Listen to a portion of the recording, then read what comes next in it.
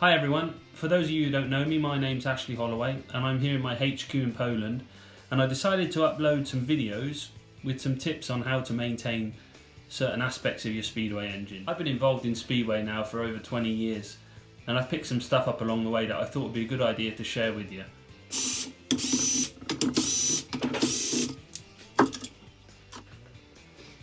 Now I'm going to show you how to set your valve clearances.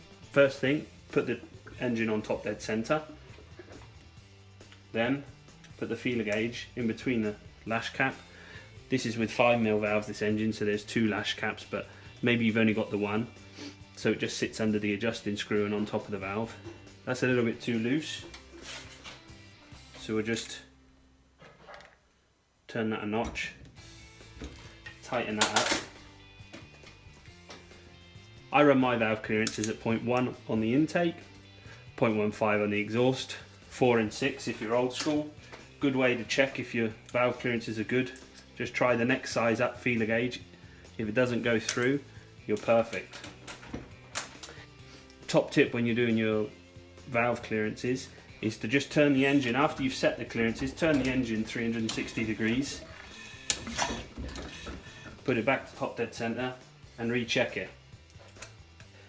If you've got the same amount of clearance as before, perfect, but if not, then that could be the first signs of something going wrong with your valve train. Maybe the bearings have worn, or the pins are worn, and that could potentially save you a lot of money. If a bearing breaks here, you've got to replace the cam, rocker arm, even potentially valve. So it's good just to keep an eye on that. If you do notice something suspicious, that's a quick job for any engine builder to change, and it could save you a lot of money. Now we're going to move on to the carburetor. If you do your carburetor up too tight, this causes all the vibrations from the engine to go to the carburetor and causes lots of air bubbles in the methanol, which makes your methanol charge too lean, and that's where potentially you could have a spin bog lift issue, as it's well known in Speedway. So yeah, try not to do that up too tight. Also, it's not necessary to do it up so tight, because when you do eventually take the carburetor off, you rip the knobs off the inside of the intake manifold. So try to avoid doing that up too tight, and yeah, you could have potentially a nicer running engine. Something else that causes vibrations in your bike is when the engine touches the frame. My advice is just grind this away. When you see places that have been touching, take a little die grinder, flat wheel, even disc cutter, just grind away those areas that have been touching.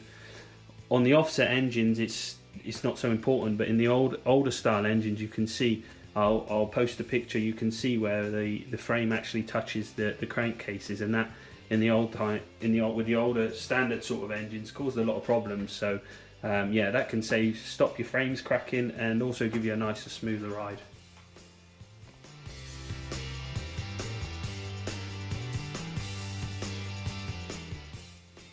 Something else to check is your float levels. Now, the amount of times I walk around the pits and I see the carburetors flooding over and stuff like that because your float levels are too high. This is such a simple way to, I'm not saying it's the perfect way, but it's a good way just to check if you're in the right ballpark. So yeah, just take a caliper, set it to 21mm, and just basically put it on the edge of your carburetor and run it across. If your floats don't touch, your float levels are perfect. One of the biggest problems in Speedway is dirt and sand getting inside the engines and causing your valve seats to leak.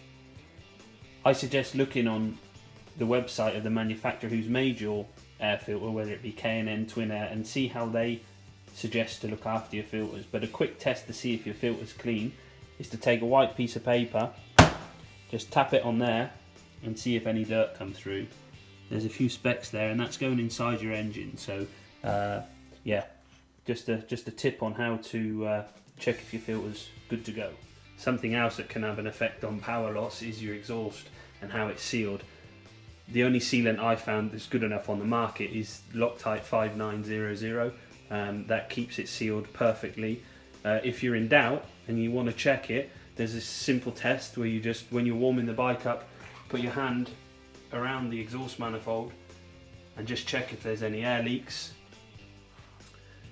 and that can potentially save you some horsepower there. Lastly, I just wanted to talk about the rev limiters.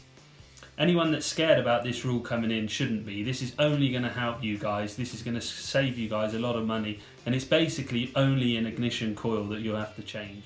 The rev limiters will be set at 13,500 RPM, which is a perfect compromise for those guys that like to give it a lot of gas on the start line. You should never ever touch 13,500 when you're riding around the track and the engine's under load. If you do, you're doing something wrong. This is only going to save you guys money.